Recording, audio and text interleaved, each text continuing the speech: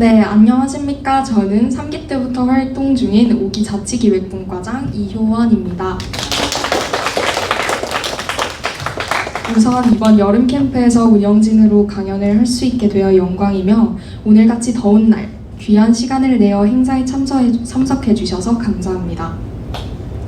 시작에 앞서 여러분에게 청바지는 무엇인가요? 저에게는 바로 터닝 포인트입니다. 인생을 살아가면서 누구나 한 번쯤은 큰 변화를 겪게 됩니다.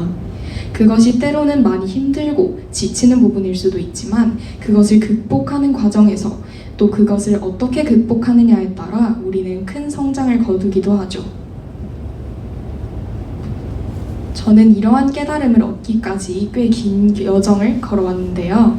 오늘 이 강연에서 저의 그 긴 여정을 여러분에게 들려드리고자 합니다. 그럼 저의 이야기를 시작해 보도록 하겠습니다. 우선 이 이야기를 하기 위해 저는 8살 때로 돌아갑니다. 그 시절에 저는 하고 싶은 것도 좋아하는 것도 꿈도 참 많은 아이였는데요. 그러던 어느 날 어린 저의 마음을 강력히 사로잡은 꿈이 생기게 되었습니다. 바로 발레리나라는 꿈이었습니다. 아름다운 의상을 입고 마치 나비처럼 무대 위를 자유롭게 날아다니는 발레리나를 보며 저는 꼭 그것이 되어야겠다라는 마음을 다졌는데요. 그 이후 발레 학원에 등록하고 초등학교 생활 3년 동안 열심히 꿈을 키워나갔죠. 저는 발레를 하는 것이 정말 즐거웠고 행복했습니다. 춤을 추는 것이 너무 좋아 직접 안무도 구상해 스스로 연습해보기도 하였고 새로운 작품을 시작할 때마다 너무 설레고 즐거웠습니다. 하지만 초등학교 4학년이 되는 해에 저의 삶은 조금씩 바뀌기 시작합니다. 그 계기는 바로 무용영재원이라는 곳에서였습니다. 저는 학원 선생님의 추천을 받아 영재원이라는 곳에 들어가게 되었는데요. 처음 영재원 합격 문자를 봤을 때는 정말 뛸 듯이 기뻤습니다.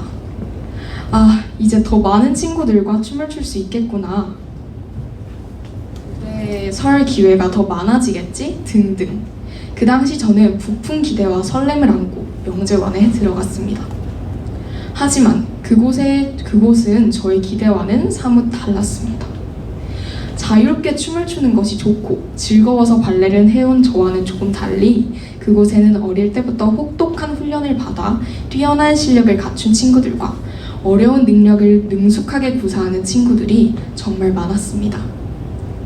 그것을 보고 상당한 충격을 받은 저는 점점 발레에 대한 흥미를 잃어가기 시작합니다. 뛰어난 친구들 옆에서 비교되는 제 자신이 너무 싫었고 무섭게 호통치시는 선생님도 너무 두려웠습니다. 그렇게 허망하고 회의감으로 가득 찬 마음으로 순식간에 2년이라는 시간이 흐르게 되었습니다. 저는 6학년이 되었고 영재원에는 저보다 훨씬 실력이 좋은 동생들이 나타나기 시작했습니다. 그리고 저의 자존감은 점점 더 바닥을 치게 됩니다. 그러던 어느 날 산출물 발표를 위한 작품 연습 도중에 선생님께서 모니터용으로 영상을 찍어서 영재원 단체 밴드에 올려주셨습니다. 그런데 그때 저는 그 영상을 보고 아주 결정적으로 큰 충격을 받게 됩니다. 제가 했던 작품은 라바야데르라는 작품 중 쉐이즈라는 망령을 연기해야 되는 장면이었는데요. 영상 속 저 포함 3명의 망령 중 정말 가볍고 아름답게 날아다니는 두 망령과는 다르게 저는 망령이라기에 몸이 굉장히 무거웠고 동작에서 아름다움이라곤 단 하나도 찾아볼 수가 없었습니다. 이 영상을 본 저는 이때까지 느껴본 적 없는 수치심과 자괴감과 함께 내가 지금 뭐 하고 있는 거지? 라는 생각이 몰려들었습니다. 2년을 허무하게 보낸 나의 잘못에 대한 대가이기도 했지만 그 대가는 저에게 상당한 충격을 심어주었습니다. 하지만 앞서 잘난 이들을 보고 오히려 연습을 소홀히 했던 4학년의 저와는 달리 6학년의 저는 그때와 달랐습니다. 바로 오히려 더 혹독한 연습을 하기로 결심한 것인데요.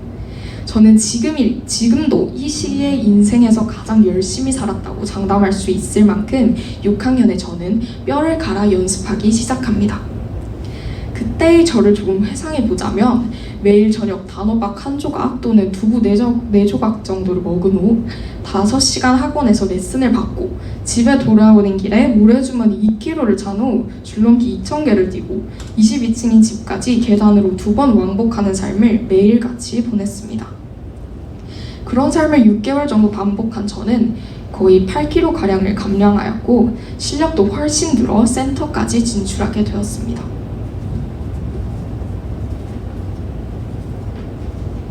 그렇게 인생에서 최선을 다한 저는 당연히 산출물 발표회에서도 최고의 무대를 선보였습니다.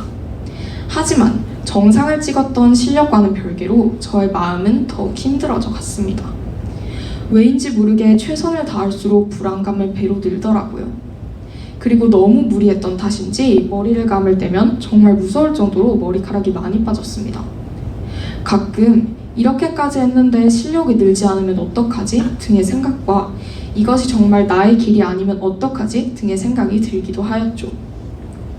그렇게 최고로 최선을 다했던 무대 이후 슬럼프라 할 수 있는 삶을 보내던 저는 정말 타고난 재능을 가진 아이들이 나보다 훨씬 더한 노력을 하고 있다라는 암울한 생각에 매일같이 빠졌고 슬프게도 이 분야에서 노력으로 이룰 수 있는 것은 한계가 있구나라는 것을 깨닫게 되었습니다. 금전적으로도 신체적으로도 정말 힘들었던 저는 결국 이 기나긴 여정을 마무리하게 되었습니다. 저는 발레를 그만두고 정말 많이 울었습니다.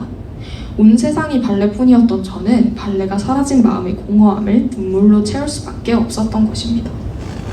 그렇게 발레를 그만두고 난 후 한동안 많은 것을 도전해 보았지만 그 무엇도 발레가 사라진 그 공허함을 채워줄 수는 없었습니다. 그러던 어느 날 친구를 통해 청바지 기획단을 알게 되었습니다. 그리고 단순히 학생자치, 기획하고 운영하고 누리고 라는 말에 이끌려 들어오게 되었죠.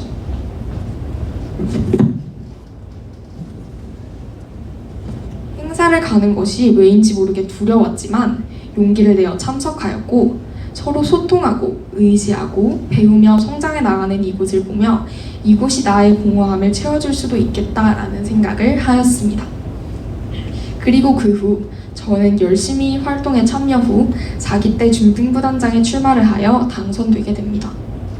당선된 이후 저는 중등부단장으로서 호국 보훈의 달 기념행사, 여름 캠프 등 여러 행사 기획에 참여하여 청소년 자치를 실현해 나갔으며 열심히 활동을 하다 보니 교육감님과 소통할 기회 같은 좋은 기회들이 많이 생기게 되어 정말 뿌듯했습니다. 그리고 이 과정 속에서 여러 시행착오가 정말 많았지만 이것은 저를 놀랍도록 성장시켰습니다.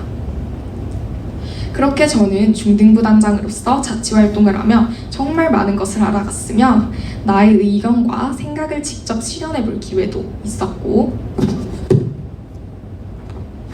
자치활동을 넘어서 인간관계에 대한 배움도 얻어갈 수 있게 되었습니다.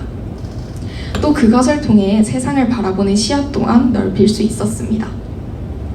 이러한 과정을 열심히 지나오다 보니 저의 공허함은 어느새 사라져 있었고 오히려 훨씬 더 자신감 넘치고 나 자신을 잘 아는 제가 되어 있었습니다. 이제 제가 왜 청바지 기획단을 터닝포인트라 했는지 아시겠나요? 항상 오락가락한 마음과 자신감으로 살아가던 저에게 청바지 기획단은 소리 소문 없이 저의 내면 깊은 곳에 자신감을 심어주었고 공허함 또한 채워주었습니다. 이처럼 저는 여러분도 인생의 터닝포인트를 찾으셨으면 좋겠습니다. 이 말은 단순히 추구하던 목표를 바꾸라는 말은 아닙니다. 저는 무엇이든지 시도해보고 자신에게 가장 맞는 포인트를 찾아 인생을 터닝해보는 경험을 가졌으면 하는 말을 말씀드리고 싶습니다. 어쩌면 절대 일어서는 또는 실패해서는 안 될 것 같았던 것도 다시 돌아보면 별것 아닌 경우가 정말 많습니다. 그리고 실패하고 부정적이라는 법은 절대 없습니다. 무엇을 실패하든 그것은 무조건 우리에게 교훈을 전달해 줍니다. 이것만큼은 제가 정말로 장담할 수 있습니다. 우리는 아직 어립니다. 마음껏 시도해보고 마음껏 실패해봅시다. 그러다 보면 성공은 우리로부터 그리 멀지 않았음을 증명할 수 있는 날이 올 것입니다. 그럼 이상 강연 마무리하겠습니다. 감사합니다.